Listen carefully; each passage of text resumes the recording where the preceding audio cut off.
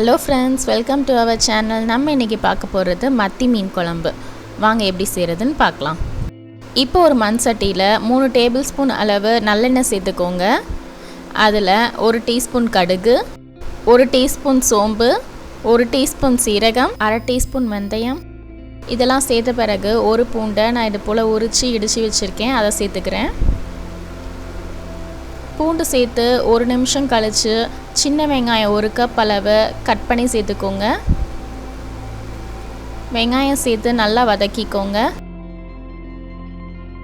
இப்போ வெங்காயம் நல்லா வதங்கிடுச்சு. இந்த ஸ்டேஜில் இதில் கருவேப்பிலை இலைகள் கொஞ்சம் சேர்த்துக்கோங்க. கருவேப்பிலை இலைகள் சேர்த்த பிறகு இதில் மஞ்சத்தூள் அரை teaspoon, Kashmiri chilli powder 3 teaspoon, குழம்பு மிளகாத்தூள் 4 டீஸ்பூன் நான் சேர்த்துருக்கேன். இதெல்லாம் சேர்த்த பிறகு ஒரு வாட்டி நல்லா மிக்ஸ் பண்ணி விட்டுடுங்க. இது நல்லா மிக்ஸ் பண்ணி விட்ட பிறகு நான் 2 தக்காளியை மிக்சியில் அரைச்சி வச்சுருக்கேன், அது சேர்த்துக்கிறேன். தக்காளியை ரொம்ப நைஸாக அரைக்க வேண்டாம், குறைப்பாக அரைச்சி எடுத்து சேர்த்துக்கோங்க. தக்காளி சேர்த்த பிறகு இதில் 1.5 டீஸ்பூன் அளவு உப்பு சேர்த்துக்கோங்க. நான் ஒரு பெரிய லெமன் சைஸ் புளியை 1/2 hour ஊற வச்சு அதோட தண்ணி எடுத்து வச்சுருக்கேன், அதை சேர்த்துக்கிறேன்.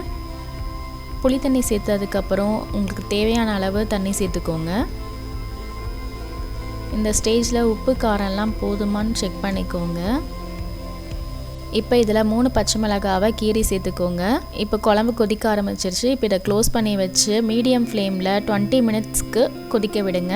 20 மினிட்ஸ் ஆகிடுச்சு. இப்போ ஓப்பன் பண்ணி பார்க்கலாம். குழம்பு நல்லாவே கொதிச்சிடுச்சு. இப்போ இதில் நான் ஒரு 4 பீஸ் மாங்காய் எடுத்து வச்சுருக்கேன், அதை சேர்த்துக்கிறேன். இது கூடவே மத்தி மீன் ஒரு 800 கிராம் எடுத்து வச்சுருக்கேன், அதை சேர்த்துக்கிறேன். மீன் சேர்த்த பிறகு நம்ம கரண்டி யூஸ் பண்ணக்கூடாது. நம்ம கிளறி விட்டோம் அப்படின்னா மீனெல்லாம் உடஞ்சிடும். மீன் சேர்த்த பிறகு இதில் கருவேப்பிலை இலைகள் கொஞ்சம், கொத்தமல்லி இலைகள் கொஞ்சம் சேர்த்து இதை க்ளோஸ் பண்ணி வச்சு லோ ஃப்ளேமில் 8 to 10 மினிட்ஸ்க்கு வேக விடுங்க. இப்போ 10 மினிட்ஸ் ஆகிடுச்சு. ஓப்பன் பண்ணி பார்க்கலாம். குழம்பு நல்லாவே கொதிச்சிடுச்சு, மீனும் நல்லா வெந்துடுச்சு. இப்போ நம்மளுடைய மத்தி மீன் குழம்பு ரெடி ஆகிடுச்சு. இந்த சிம்பிளான மீன் குழம்பு ரெசிபியை நீங்களும் ட்ரை பண்ணி பாருங்கள். பிடிச்சிருந்தால் கமெண்ட் பண்ணுங்கள், மறக்காமல் சப்ஸ்கிரைப் பண்ணுங்கள். தேங்க்ஸ் ஃபார் வாட்சிங்.